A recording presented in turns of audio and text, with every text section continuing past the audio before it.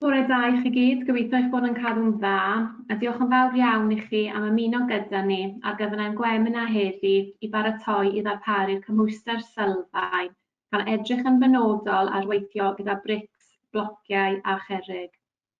Rydym i gyd yn gweithio adre, felly ymddeiriadau ymlaen llaw am unrhyw sŵn yn y cefndir ac unrhyw oedi yn y sleidiau. Fyddwch yn derbyn e-bost cyn diwedd y gwemina gyda linc i'n harolwg.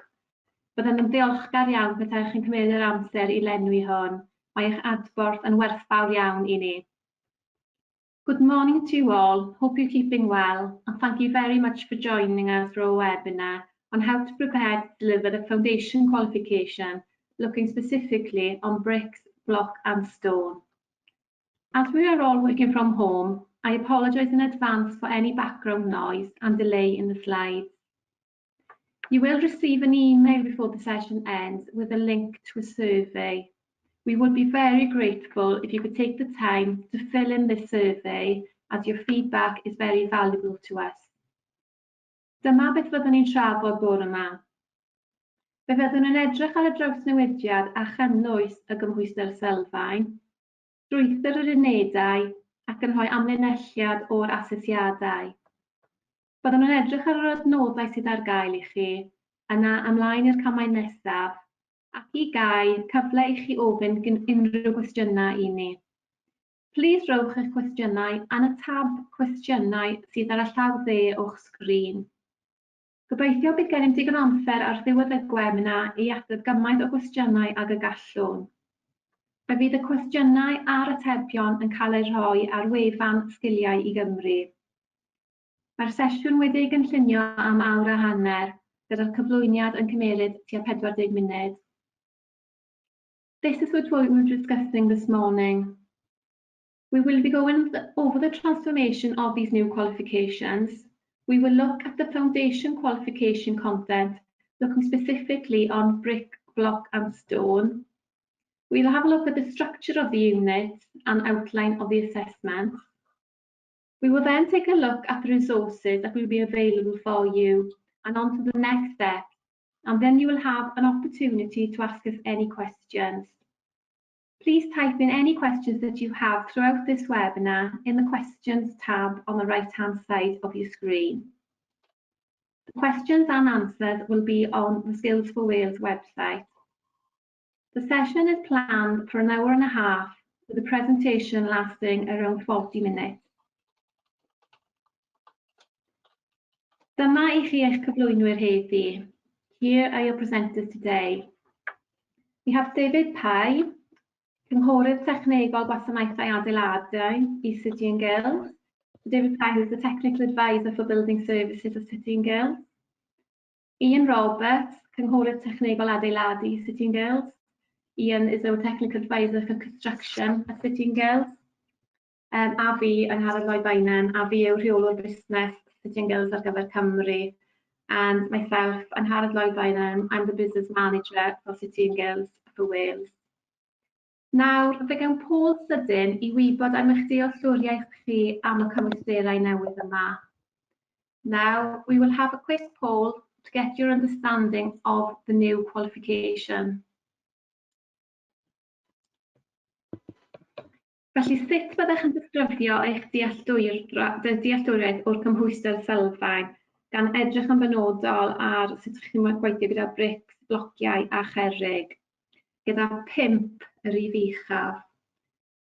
So how would you rate your understanding of the foundation qualification, thinking specifically of bricks, block and stone?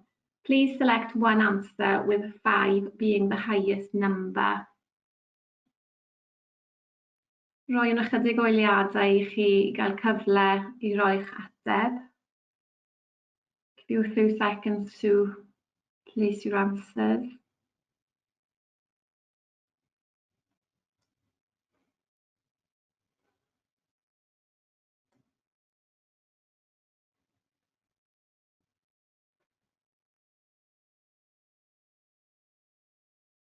Diolch yn fawr iawn i chi. Diddorol iawn gweld fel mae'r canrafau yn newid o bob webinar. Thank you very much. Very interesting to see how the percentages are changing from each webinar. Hopefully by the end of the webinar you'll have more understanding again. So thank you very much. Diolch yn fawr iawn I chi. Hoffwn nawr eich trosglwyddo I David Pye a fydd yn eich tywysg trwy y sleidiau nesaf. So thank you very much. I would now like to pass you over to David Pye, who will take you through the next slides. Thank you very much, Angharad, and welcome everyone. I hope you're all safe and well. We're now going to take a little bit of a look at the sector review. I'm sure many of you are aware of the driver for this change, but as a recap, or for those who are not aware, let's take a look at this slide. The 2018 review, named Building the Futures, set the framework for this change. The review concentrated on qualifications and their processes in the wider construction industry. The review included many discussions with various stakeholders, including employers. In brief, to meet the skills needs of Wales, the outcomes were as follows: reducing the number of qualifications, providing clear progression routes and portability within Wales and beyond, and various other things that we'll discuss as we work through the presentation. So let's move on to the next slide.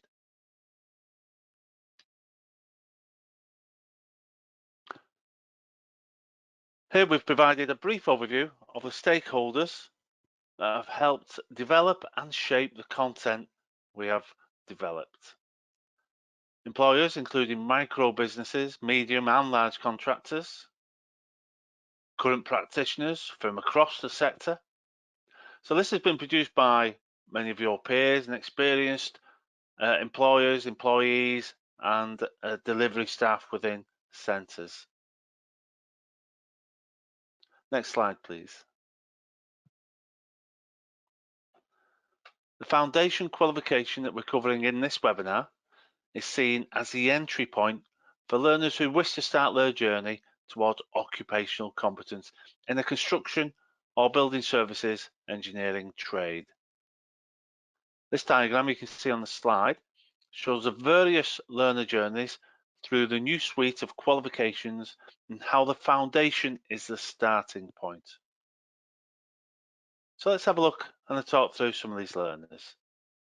So learner A starts as a full-time learner on a foundation qualification, and then after the first year secures employment and starts her apprenticeship level 3 qualification. Learner B, here we can see they commence as a full-time learner on the foundation, and due to not being able to secure employment and therefore progress onto an apprenticeship like learner A, they can return and continue a second year full-time progression qualification.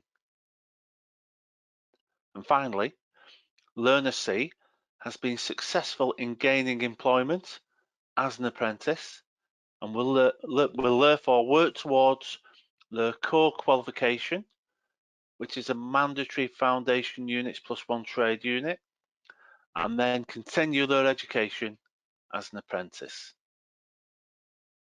The core mirrors the foundation, but as we've said, is only 1 trade area.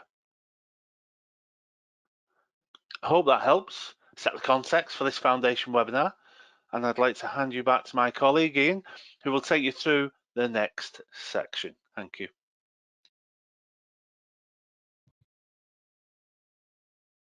Thank you, David and Angharad,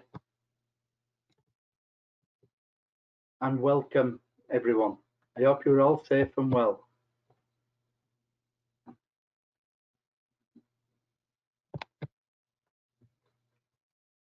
Just got a technical glitch at the moment. My slides will not move on, or they're not moving on at my end. One moment, please. Yeah, they've not moved on the screen, and that sometimes happens when you just pass from one presenter to the other. So it has happened before. Sometimes there's a slight delay, so you may have to click on the slide several times. There you go. Okay, thank you. All right, the first document I would like to draw your attention to is the qualification handbook. It is always the starting point when considering the content, the depth and the understanding of the unit structure. The handbook is available from the Skills for Wales website, and the link is on the slide. When you look at the handbook, you will see the 6 core units, which are units 101 to 106, and are assessed via an on-screen exam, and a range of trade-specific units to achieve the foundation in construction and building services, which is a level 2. Although a level 2 qualification, this is seen as the entry point for most learners, as it is a broad offer that leads onto trade-specific progression qualification. The next document we will consider during this presentation is the assessment pack. This is broken down into sections. Section 2 is for the learner, and sections 3, 4 and 5 for the assessor. And as you can see, sections 3 covers the on-screen assessment, whereas section 4, the practical project, and section 5, the guided discussion. The link, as we've mentioned, to the document is located on the slide. So when you get the presentation, you'll be able to click on and move on from there.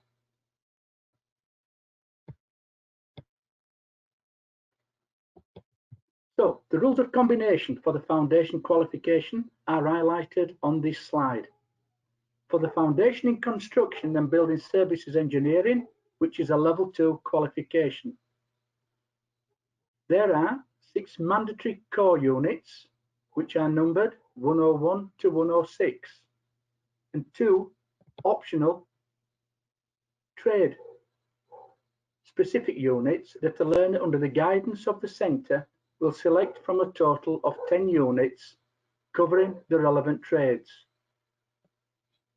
This is to allow learners to sample 2 trade areas and receive a broader understanding in the construction and building services engineering sector.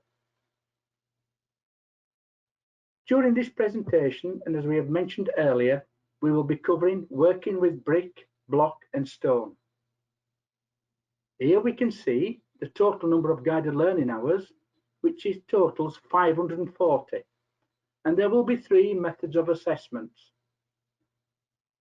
with the candidate having to achieve a pass grade or higher in all of the assessments. So the hours for the 6 core units total 198 guided learning hours, and the 2 trade units, which is 140 hours per trade unit, equates to 280. Then the assessments total 62, which gives you an overall total number of hours, which equates to the 540 guided learning hours.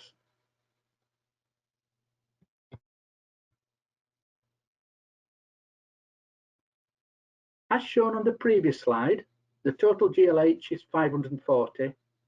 It is worth pointing out again that the total qualification time, including some self-study, reflection time, and formative assessments, etc., totals 600 hours.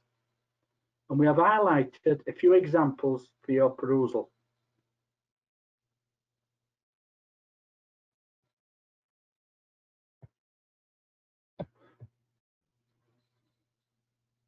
Here we can see all the core units, the unit numbers, the titles, and the guided learning hours.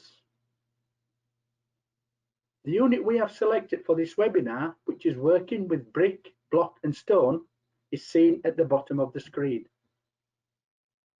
You will be familiar with much of the content in the 6 core units, as you have previously delivered units in current and previous construction qualifications, covering, for example, health and safety, environmental impacts such as wastage of materials, introduction to other trades, and emerging technologies. So I wouldn't expect staff to require much upskilling to be aware of the new unit structure and content. However, to support this, we will have a new foundation textbook, but more on this later.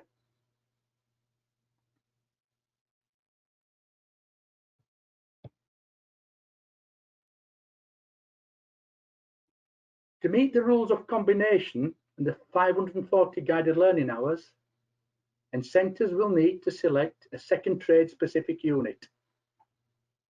Here you can see the main trade areas that the learner will be able to select, provided the training provider can offer. In your planning, this will require some consideration with your timetabling and preparing for the assessments.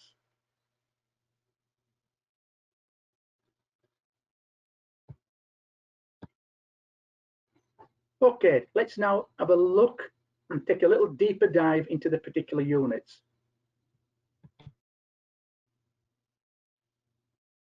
There can be a temptation to look at assessments and work backwards to delivery. But if we consider the handbook and the details in the units, we will get a full outlook of the content to be delivered. The learning outcome is the overview. The assessment criteria starts to detail what outcome is expected for successful assessment. And the range indicates the breadth of knowledge and skills to be covered. All elements of the range must be covered in the delivery.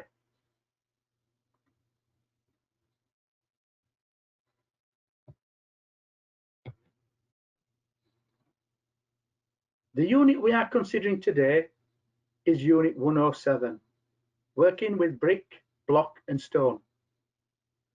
The top of the page will show the unit number and title. Then we can see the level and the guided learning hours, which is 140.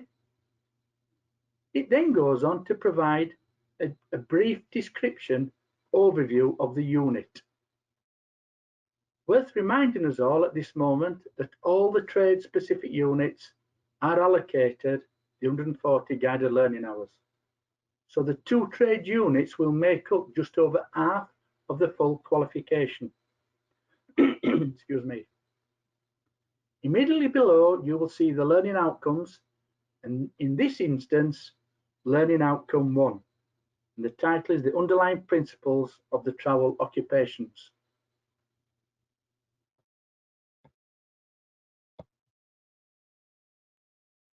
Following on, we can see the learning outcome discussed on an earlier slide. Learning outcome 3, planning the completion of common tasks in brick, block and stone. If we look at criteria 3.1, we can see the heading, planning the sequence of work, and the range is immediately beneath. We then build up to 3.2, which is calculating quantities. We could then ask, what does this cover? This is where we consider the range, which is measure areas, linear measurements, and allowance for waste. Then we can ask what depth. The depth in the lower box describes further than the expected outcomes. So let's have a look at 3.2, which may be a better example to show the depth. Whether we look at core or trade specific unit, you will see exactly the same design.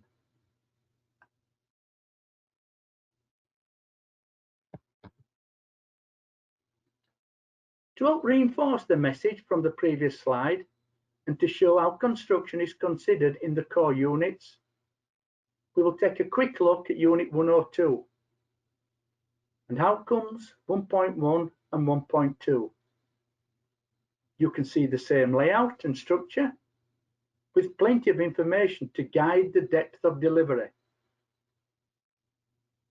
Considering the main activities of trades, as these outcomes will link into the learner project as it forms part of the planning task.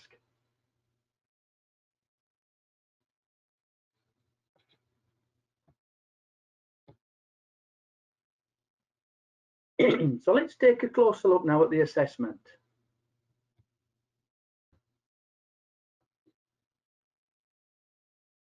Foundation qualification is assessed using 3 assessment methods. The on-screen assessment, which is externally set and externally marked, with an overall weighting of 20%.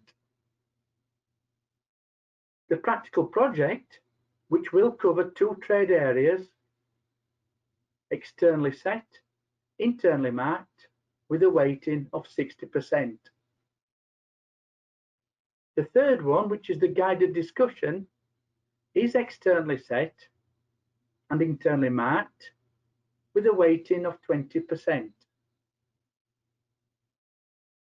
As many learners prefer hands-on experience, this weighting of assessments will identify and reward demonstrated skills within the practical project.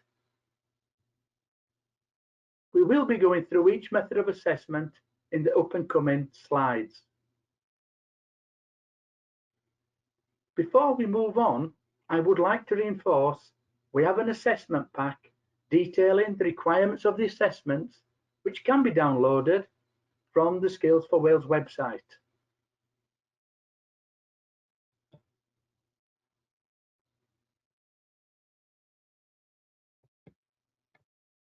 Here we can see, and we're going to go through a brief overview of the assessments.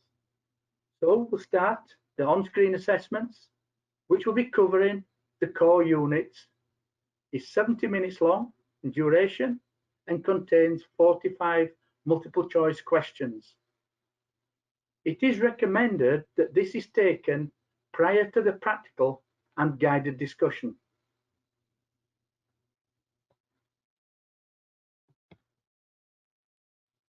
The practical project is made up of 3 tasks that require the learner to plan, to do, and evaluate. This has to be taken before the guided discussion.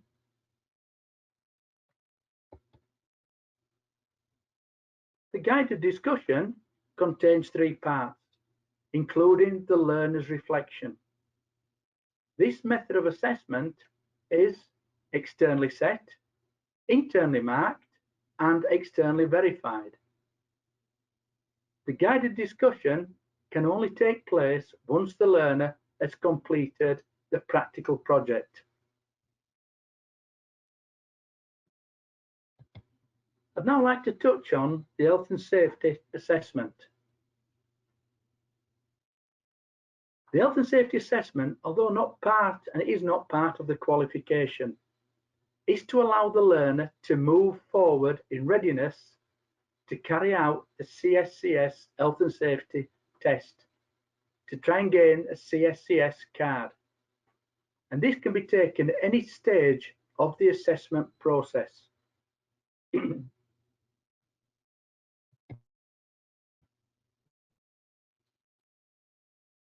Here we can see some examples of the questions from the on-screen test. Some are straightforward, multiple choice.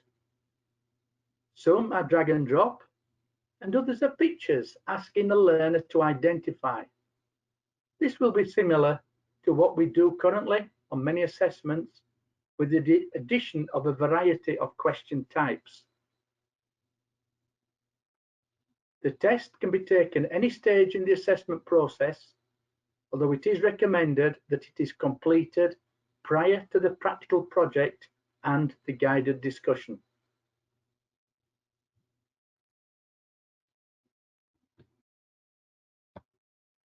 We'll take a few moments now to go through the practical project. This will be a new approach to assessment, but it uses many similar approaches we have used in different previous assessments, particularly when we consider the design, the type of assessments and practicals with supporting evidence such as materials lists and gapped paragraphs. So whilst it's a new title, the approach will be familiar. The first section is the planning, which is made up of 5 tasks. These are the same tasks regardless of the trade area. The approach will be the same, but the content would differ depending on the trades that's been selected. The time allocated to planning, as you can see, is 15 hours. but any time gained cannot be used for other parts of the assessment process. The second section is the practical. The time allocated is 20 hours for each trade. Learners will use their own materials lists, method statements, etc. that they created in their planning, so links directly to their practical. The review section has 5 hours allocated. They will link their own planning to their project as part of this review. So the learner will reflect on how their planning linked to the practical and how they met their objectives and their general performance.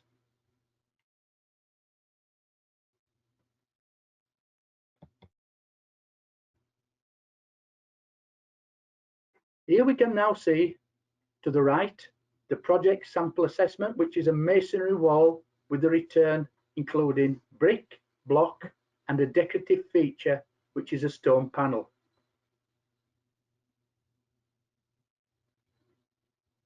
No doubt you are familiar with this type of assessment, although the use of stone may be new to people. Use of the various materials will bring together different skills from across the unit, content, and tie in with previous planning activity the learner have completed. To accompany the diagram, there is also on the left a specification for building materials and the types of joint finishes, etc. These sample assessments are available from the Skills for Wales website, so please take a look if you haven't done so already.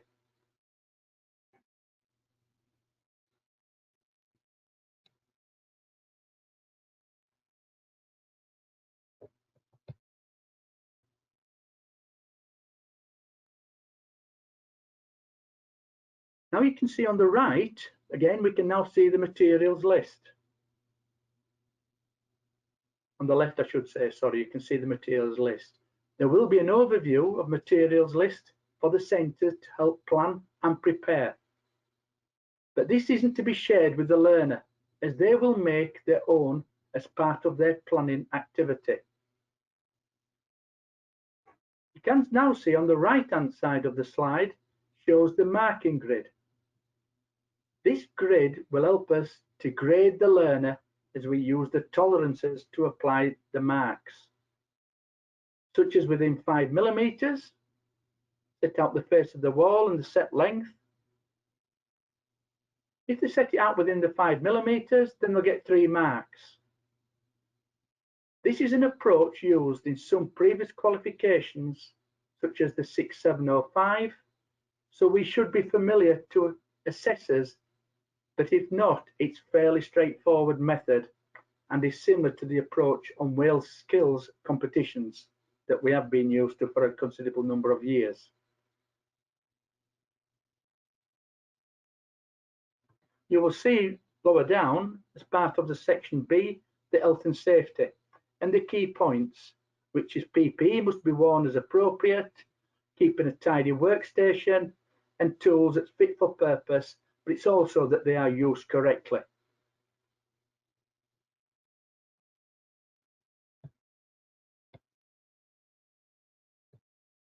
Following completion of the practical project, learners will be required to complete a guided discussion, and this will take 40 minutes. The guided discussion will explore learner knowledge of the wider construction sector, including one of their chosen trade areas, and will link the planning to the practical, reviewing their own performance. This is why the guided discussion was got to be carried out after the project is complete. The method of assessment is externally set, internally marked and externally verified, and it takes 40 minutes is allocated.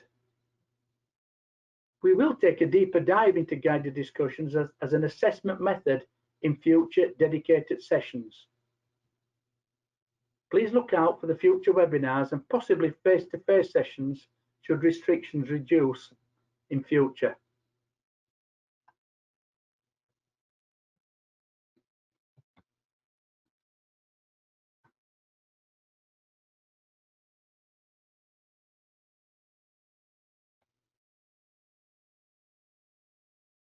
So here's an overview of the assessments we have briefly covered for the foundation qualification. But let's focus on the summary. The learners will receive provisional grades for the assessments within 1 week of completion. Qualifications will undergo internal and external quality assurance, and the final grading will be issued by City and Guilds, as they are with the awarding body for this qualification. It's worth noting the slight change in procedures to current qualifications. This is to enable us to quality assure and calculate the grading based on results across all the 3 assessments. If a learner fails to successfully achieve a pass grade in any of the assessments, then they are permitted to resubmit. There are no limits to the number of reassessments. However, time may become an issue, as learners will require further training and reinforcement prior to further attempts.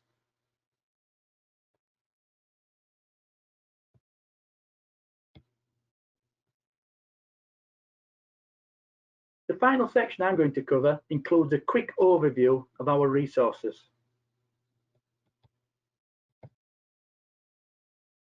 We have a prospectus document available on the Skills for Wales website to help centres with the promotional literature.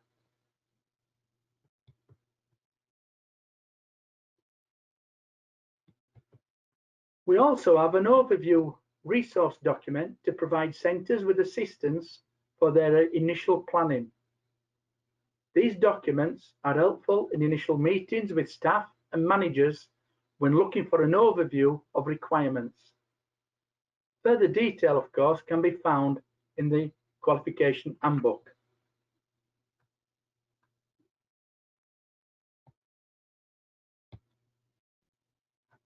To assist in planning, we have an adaptable delivery planner.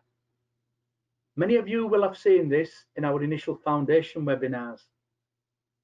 It's an editable document to support planning and delivery of the qualification. Although not a mandatory document, we are receiving feedback confirming that this is a valuable document.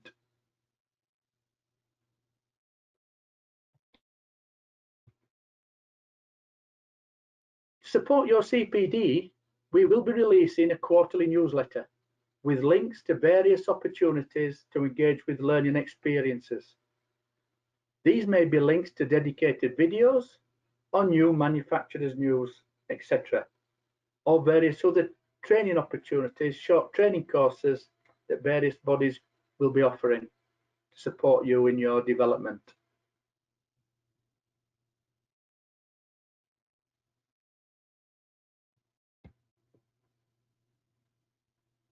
We have a completely new suite of tutor resources, as you can see on this slide. These have been offered for review and include typical support materials such as presentations and question papers.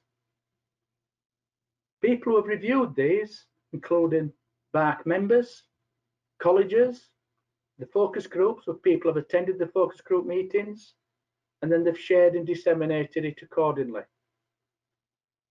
They're also crucial people who have reviewed these as CITB, the Federation of Master Builders, and then experts, especially within the heritage perspective.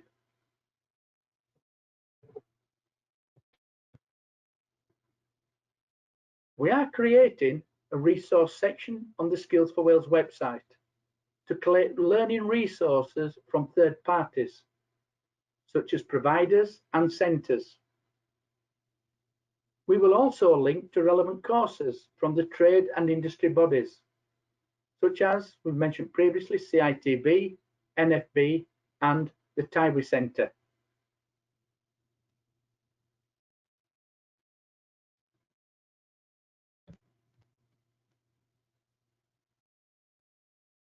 Here we can see the new Foundation Level 2 textbook from Hodder Education, which we mentioned earlier. This is a purely dedicated foundation book created to support the delivery and learning. This covers the 6 core units that's in the foundation and also in the core qualification as well. There is a sample chapter which can be accessed through the link on this slide.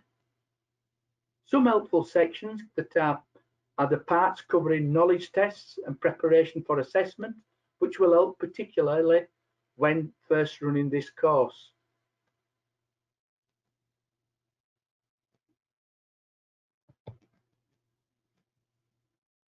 In addition, Hodder are creating free mapping documents into their current construction textbooks, so they can be used with the new suite of qualifications.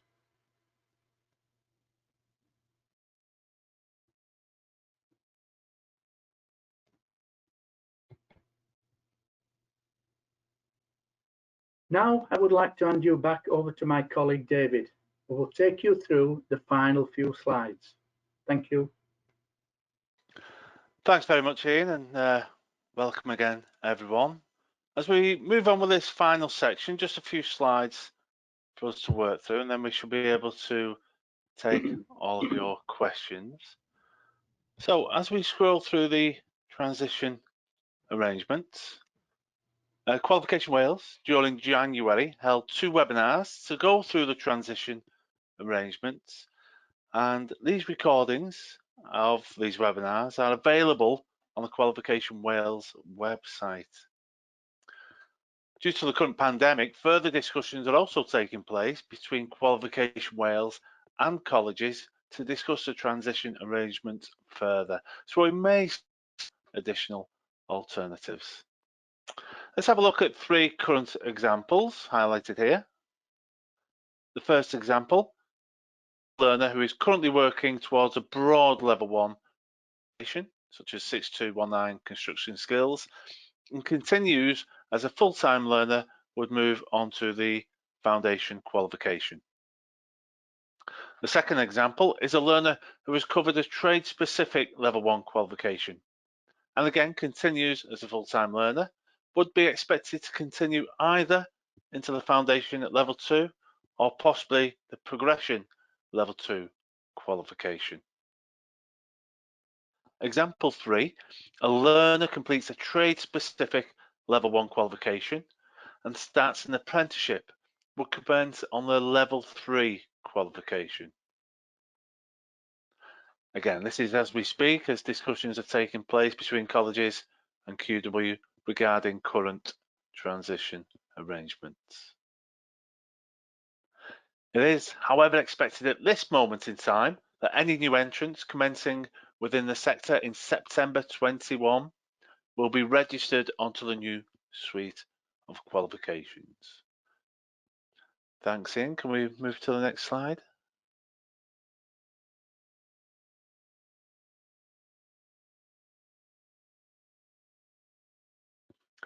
It's not moved on for me, Ian. The next slide, please, if your presentation is moving on. It's just not moving on at the moment, David. Just a moment, please.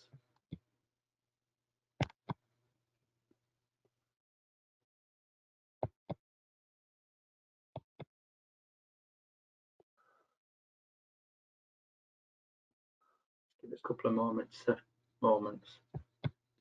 Yeah, it often happens, as I said before, when we change from one presenter to the next. Sometimes got to click on the slide several times before it decides to move.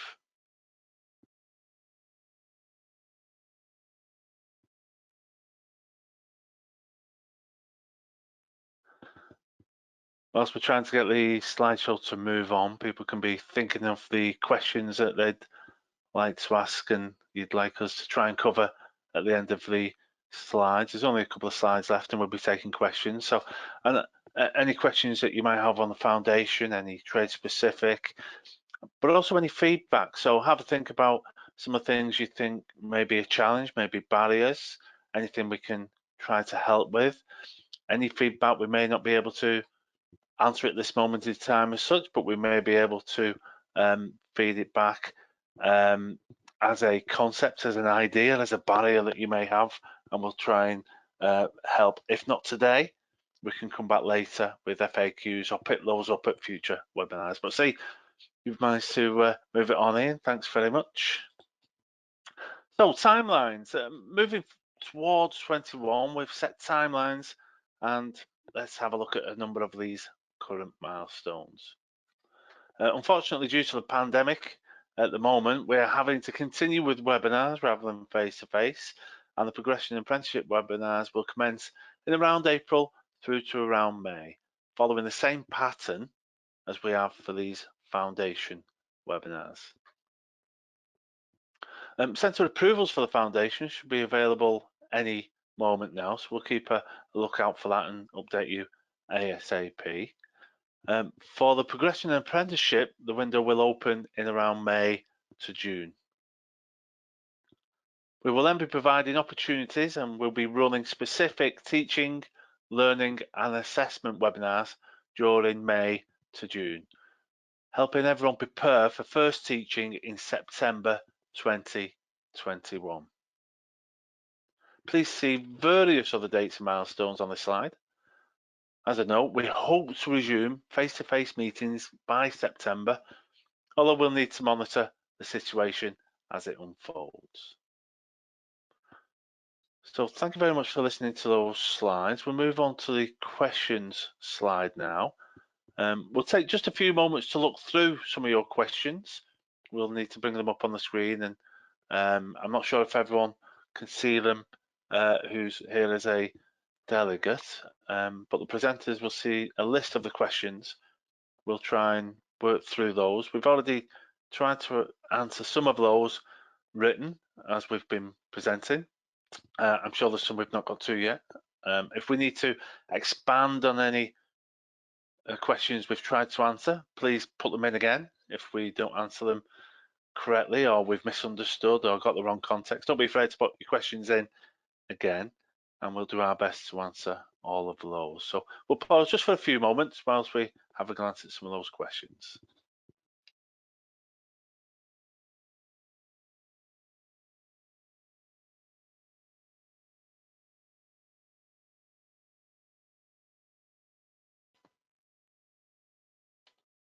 Ian, a question for you. I've put a brief answer to.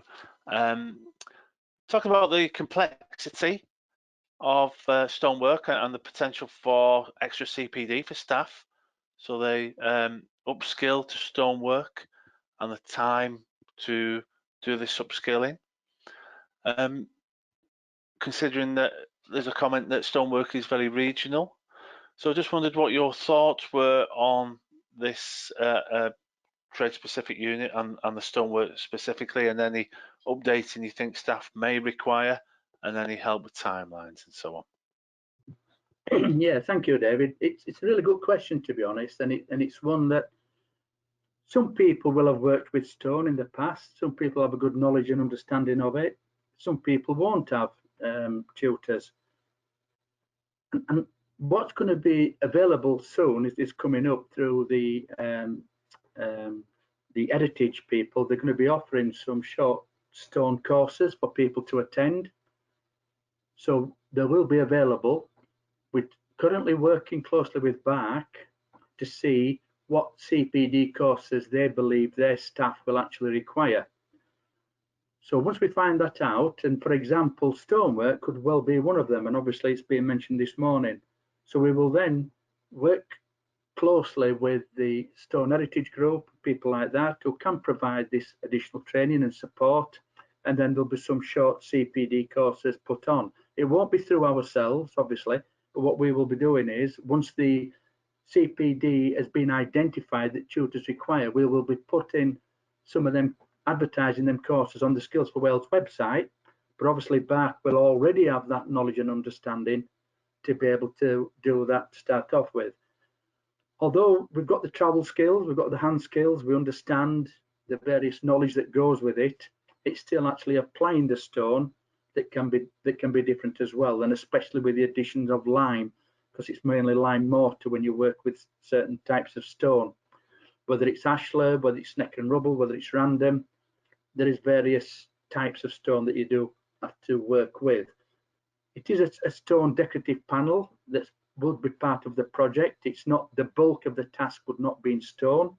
It would be the opposite way around, but it's just so they can get an understanding, the learners, a good understanding of how to handle stone, how to select the type of stones that's required, and how to actually bed them as well. Because obviously sometimes they're not all a smooth 100mm bed. Some will have a greater bed on them. Some will need reshaping and recutting. And again, selecting types of stone, whether it's sandstone, limestone, or granite, it's totally different types of stone than the material that you're looking at. So it's crucial that people get a good knowledge and understanding of that as you work through. I hope that answers your question. Thanks, Ian. There's a couple I can work through to give you a little break. I've just put a response in, but I really have put the response against the wrong question, so I'll try and clear that up. The first question is, where is the time allowance for trade-specific knowledge, and when will we have time to use the resources? So the trade-specific units are 140 GLH each. So a learner doing the foundation will 2. So there'll be 280 GLH for the trade-specific units. So that makes up just over half the full qualification at 540. And there's also 600 TQT, so there's extra hours for some additional student-led learning often, or homework, or work of such a nature. So hopefully that's sufficient time to carry out the delivery of just those units. Will there be scripted questions for the guided discussion? It's my understanding, Ian, coming here for information, there won't be scripted questions as such, because it's not a Q&A, it is a discussion. So rather than just having a specific question and a specific right answer, as you would do with a verbal question and answers, it's a discussion that's built around the project that the learner has done. So every response from every learner is likely to be different, because they may have approached the planning slightly differently. They'll have slightly different ways they've approached it possibly. And as part of their reflection, when they reflect on how they performed against their own specifications for that project, they're all likely to have performed slightly differently. So the idea is those discussions will be slightly different, but they will have a standardized approach to how that discussion is done. So it's sort of a half answer that it'll be guided, but it won't be a specific question which is right or wrong. Question, David, I'll pick this one up, give you a bit of a breather now. When will the finished foundation level 2 qualification be released for tutors to view prior to teaching in September 2021? It's now complete. It's now on the Skills for Wales website. So it is actually ready now. So the content is there. There'll be no more change to the content that you can see in the core, all the knowledge elements for them specific units. The qualification handbooks are there, and the assessment pack's there. The assessment pack is only a sample, but what you will see is that what you will actually see come September 2021, what would the assessment be for the following academic year. So in other words, you will then know what you'll be actually working to on the delivering side of that project. Hope that answers my question. If a learner, next question is, if a learner passes the level 1, manages to obtain an apprenticeship, do you think it's quite a jump from completing and passing the level 1 to go on straight onto a level 3 course? What we've got to remember is it's either a 2-year or a 3-year course is their apprenticeship. So although they've achieved the level 1, what learning they will have achieved will go towards it. And with the bricklaying one, for example, is a 3-year apprenticeship. So it's not as though they are stepping in, but it will be a smooth transition because they'll be working towards the progression core units that's in there. So whether you're a full-time learner, and I won't dwell too much on this because we're going to be doing the progression and apprenticeships later on in this year, but what you'll find is it is a smooth transition, stepping from the level 1. So then, although it's a level 3 course, it will be a smooth transition for the learners as a stepping stone. So it's like climbing a flight of steps. You take the next step until you finally come to the final outcome. So it's not a big step, it's a continual progression step. I hope that answers your question. If you don't believe we've answered any of your questions, ladies and gentlemen, adequately, please just drop us another part in and we'll try and go from there. The questions come up again, Ian. Maybe I didn't answer it properly. Please answer the question of whether GLH for the trade-specific knowledge, or say there is no time allowed. There is 140 GLH for the trade-specific unit. So in this qualification, the only content delivered is the content in that unit, and that unit has 140 GLH. So I'm not sure if I'm misunderstanding what you're asking, but every unit has GLH assigned to it, and the 2 trade units have 140 GLH against that unit, and the only content delivered is the content in that unit, because it is a foundation course, so you wouldn't be going into the same level of detail as you would be with a level 2 technical certificate, for example, that you may be running at the moment. So they're not directly equivalent courses. It's foundation, so it's a broad understanding of trades within construction and BSc, broad transferable skills, some soft skills as people call it. So it's building up all of that broad range, and the only specifics are the specific within that trade unit, so which wouldn't be the same as you would get on a 450 GLH brickwork or plumbing or electrical course, for example. So we're not judging like for like. Hopefully I've answered that question for you. Thank you. The next question is, for learners who have completed a trade-specific level 1 or 2 qualification, would you recommend they move directly to the progression? As we speak at this moment in time, there is still discussions ongoing regarding the transition arrangements. Qualifications Wales, and we were part of the panelists as well, like we've mentioned earlier in the presentation, that they have run 2 webinars. They've run the transition arrangements through the BARC group and through various colleges. While we're speaking at this moment in time, there's still communication ongoing between colleges and Qualification Wales.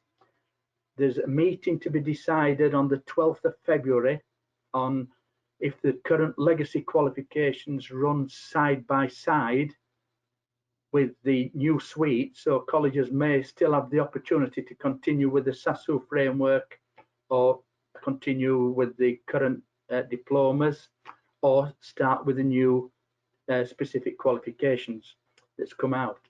The decision will be made and it go public on the 22nd of February, and hopefully we will have some information before then, but by the 22nd of February everybody will know what the final outcome is. If a learner's done a trade specific level 1 or 2 qualification at this moment in time, I would suggest it depends on the learner, and I think what you've got to do is, depending, like I mentioned, depending on the outcome of the transition final arrangements, you've got to take the learner into consideration. If the learner's ready, then yes, by all means step them onto the progression. But if the learner's not ready, then you will know the learner yourself. You could then continue with the foundation qualification. I hope that answers your question, but as I say, we'll know more by the 22nd of February when it goes public knowledge. Next question. With the pandemic, some learners may need to extend to next year. How will that affect the transition? I think I've answered that on the previous question, is that this is still under consideration at this moment in time because of these discussions that are taking place. Hopefully, and I've no doubt they will have a definitive answer by the 22nd of February, because I believe this will also affect various funding. So that's something that, if it's funding, it's unfortunately we can't answer that. That's for Qualifications Wales, but I've no doubt it'll all become clearer by the 22nd of February. I hope that answers your question. Thanks, Ian. People asking about the qualification number for the foundation. What I'm going to do, if people are struggling to find the content, I'll bring up the link now and I'll drop it in a response to that question. So just bear with me a moment. Yeah, next question is are employers aware of the changes and how will it affect their apprentice selection, i.e. 2 years or 3 years? Employers are aware.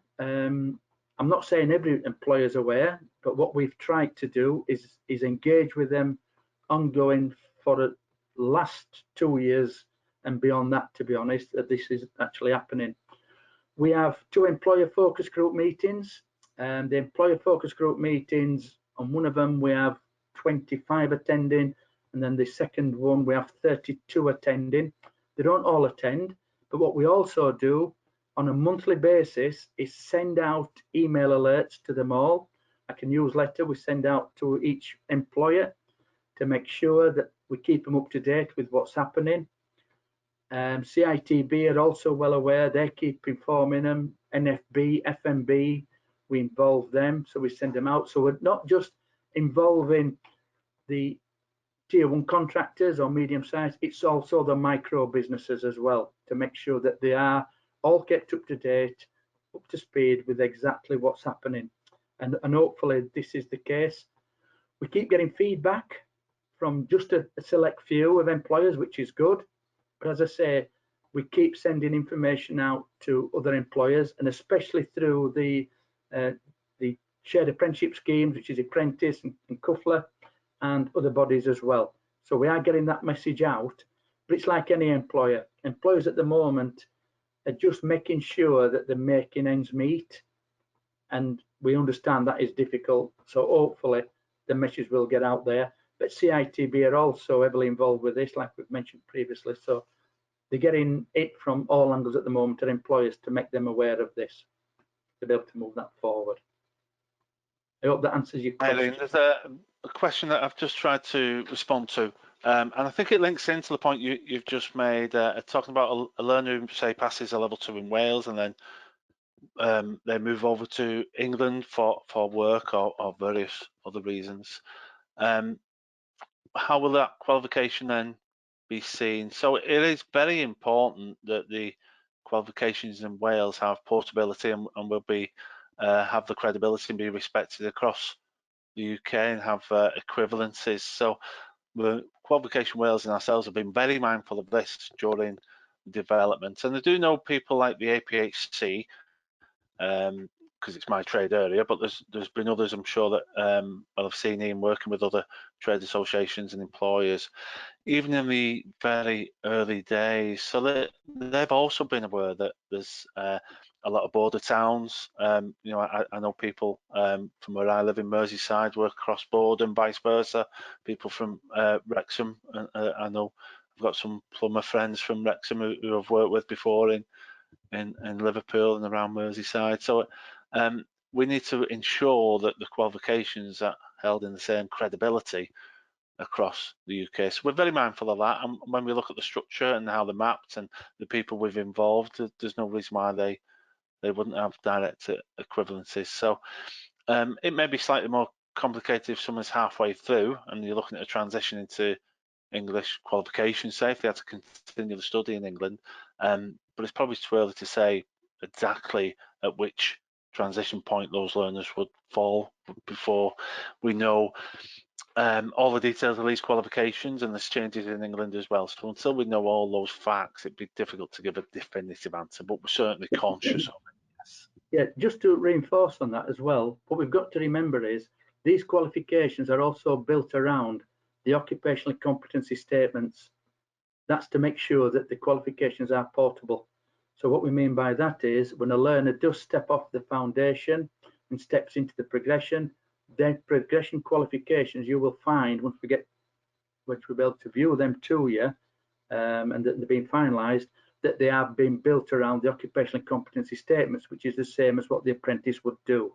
So that's the crucial factor. So if a learner's partway through the level 2 foundation, what learning has carried out, although they may not have completed, what learning has been carried out will be portable for them to pick up in England to be able to move that forward.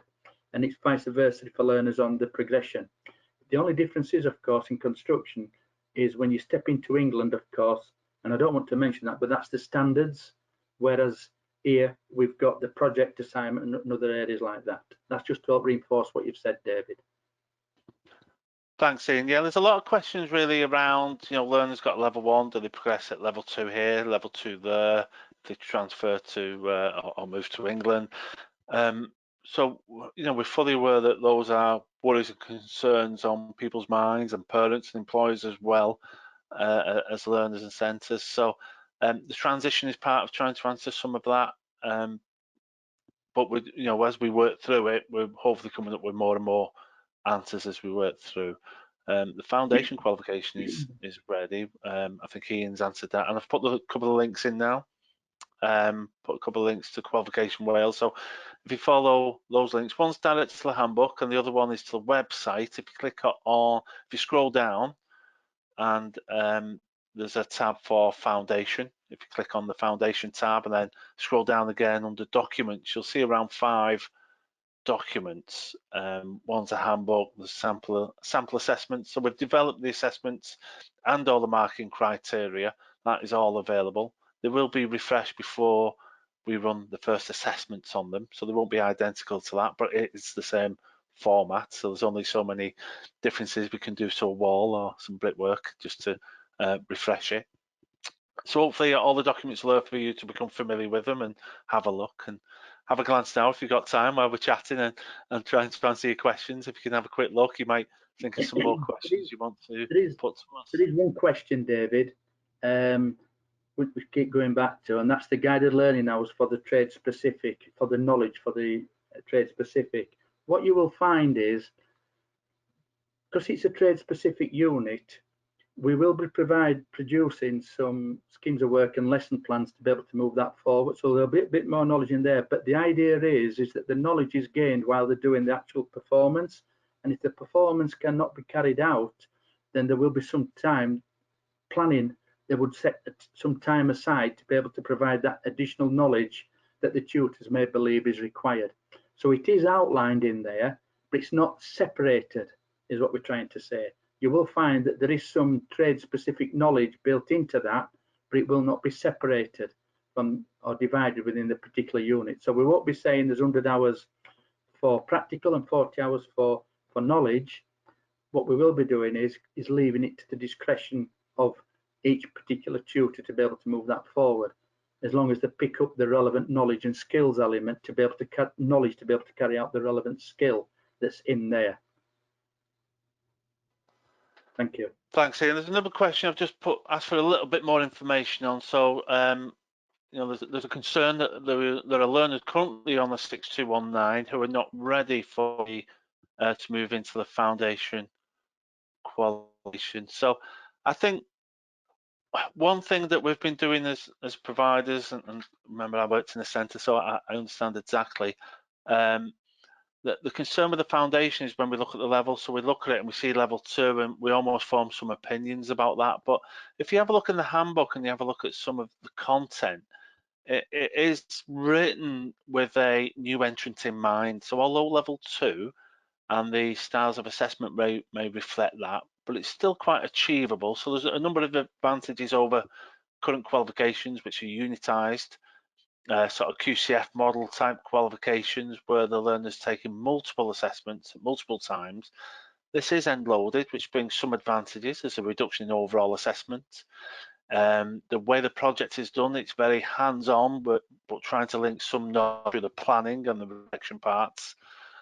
It's a lot more realistic. The aim is it's more realistic. You get more buy-in from learners because it's you've given it a scenario around a task that's actually being done. It's meant to be more meaningful than just replacing the same item over and over again every learner. So when you're right, it is level 2, but have a look at the content. I think it's quite generic and quite broad, and some of the skills typically want learners to understand as new entrants. So I do understand your point. If I've I hope I've understood your point correctly. Maybe level 2 feels like a too big a jump, But just have a look at some of the content and some of the assessment approaches, and hopefully you'll view it a little a little bit more hopeful that those learners or a lot of those learners may see that opportunity of moving to level 2 as achievable with their current skill set.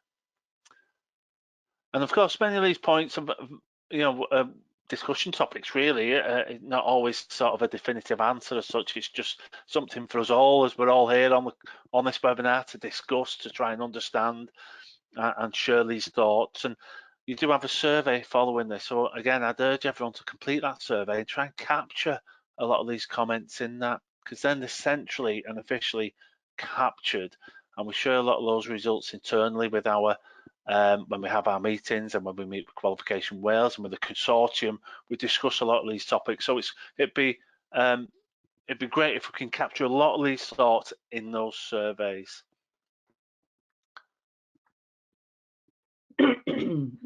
Question has come back in, David, about the 6219. Yeah. Okay. So in other words, they've completed a diploma construction skills, which is very good, and then they will choose. So we'll choose brickwork the next step, which would be a specific 6219. What we have to understand is this is the routes that Qualifications Wales, following the review, have decided to take and make that decision that learners, and it's only within the last 8 months that Qualifications Wales actually agreed to having what we're now looking at is a pre-foundation or a level 1 qualification leading into the foundation. Before that, the route was directly into the foundation. Thankfully, from the feedback we received, and BARC fed back in as well, and I keep mentioning BARC, but colleges fed back into Qualifications Wales that they did need a level 1 or a pre-foundation. They decided to look at that, and they've come up with 2 areas, to be honest. One is the 6219 qualification, and then the other one is one for plumbing and electrical, but we won't touch on that because it's construction today.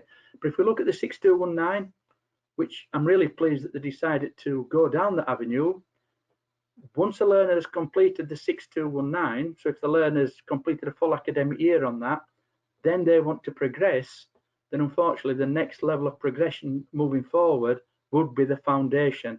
And then they could pick up the bricklaying or the brick, block and stone unit along with another unit to be able to move forward.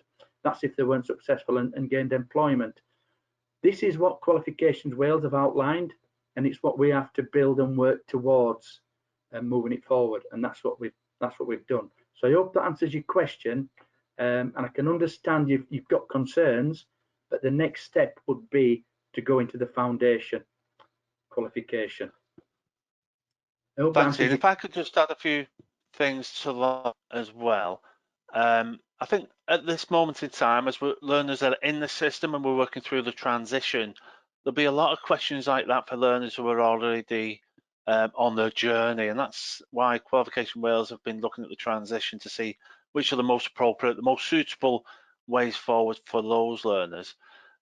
Once the transition and we've worked through all that over the next couple of years, I would suspect that many learners who would apply for courses currently who we wouldn't feel were suitable at the current level 2 trade specific and would therefore recommend a level 1 may in fact, with the current foundation, the new foundation, and its broad spectrum of knowledge and skills, I think more level 2 learners or more previous level 1 learners would be suitable for entrance at foundation.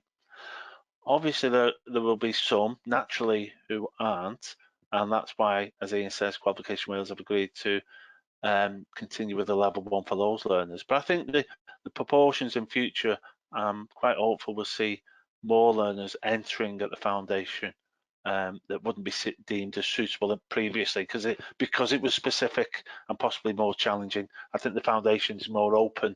The new foundation is more open. We'll see more learners enter there and progress into the new progression qualification, which is trade specific at level 2.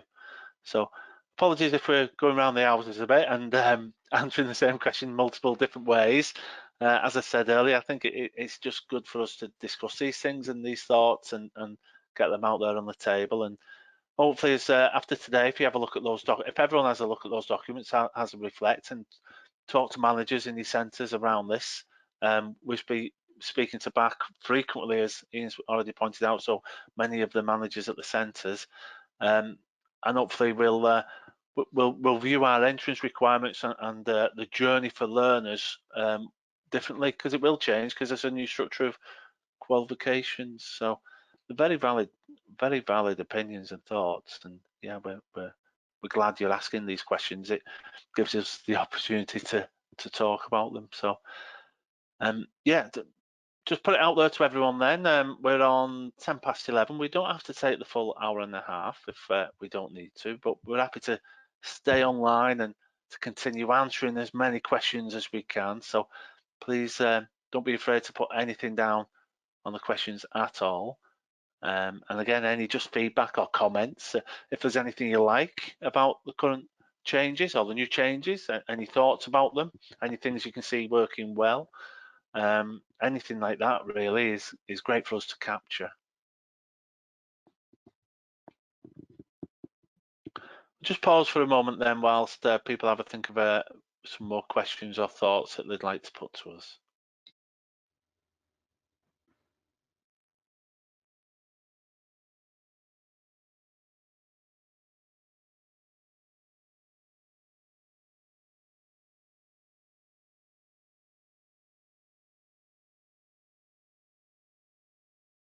Okay, David, shall we move on? Yeah, that's good. Ian, whilst you just getting ready to move on, I've got the links to the survey where we can capture a lot of these. So I'll just put it in response to the last question that's come up. Whilst I'm doing that, I have noticed that we've had a further question about the resources. I think I'm right in saying that these will start to appear around April time, the Smart Screen resources, and you'll see them periodically come online from April through to sort of May and June. So we've done much of it, and they're being proofread at the moment, and as we get them back from proofread, we'll then start to issue them. So you'll see them periodically come online. Sorry, Ian, back to you for the final slides. Okay, thank you, David.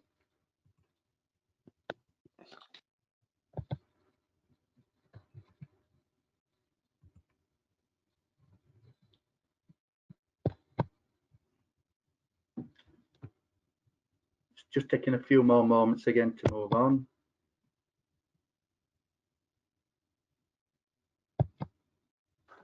It often happens when we pause to use the functionality of the webinar to go back to the presentation, then it seems to have a delay built into it. So apologies for these short delays in between.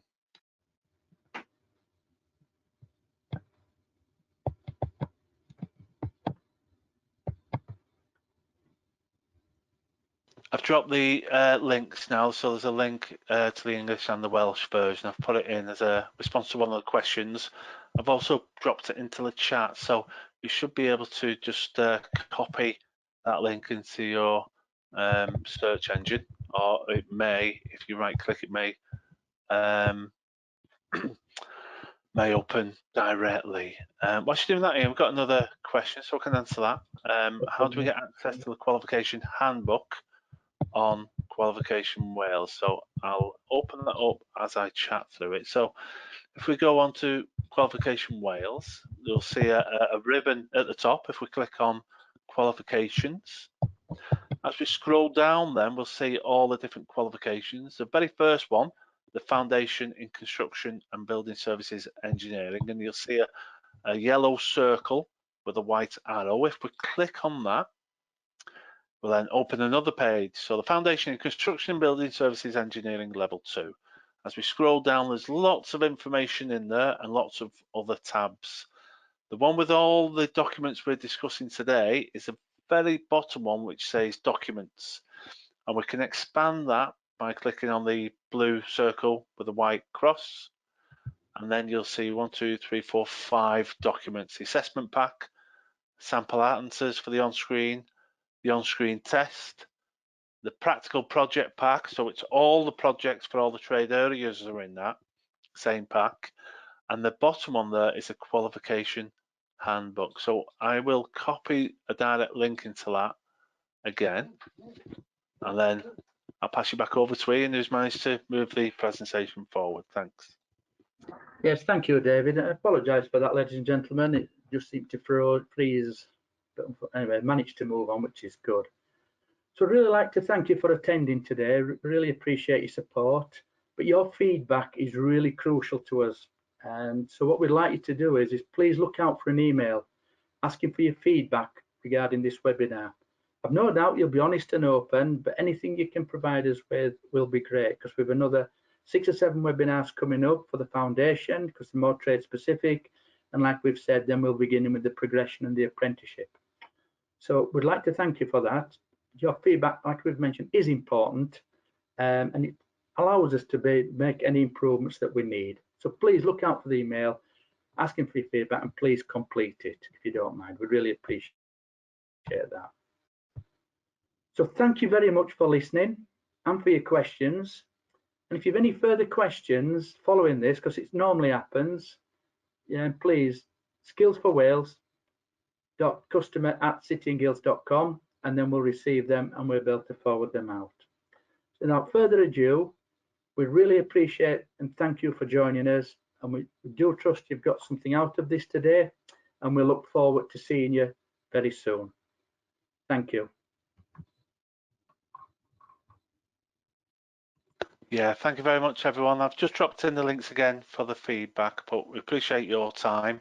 Hope you found it valuable, and we look forward to working with you again in future. Take care, everyone. Thank you. Bye.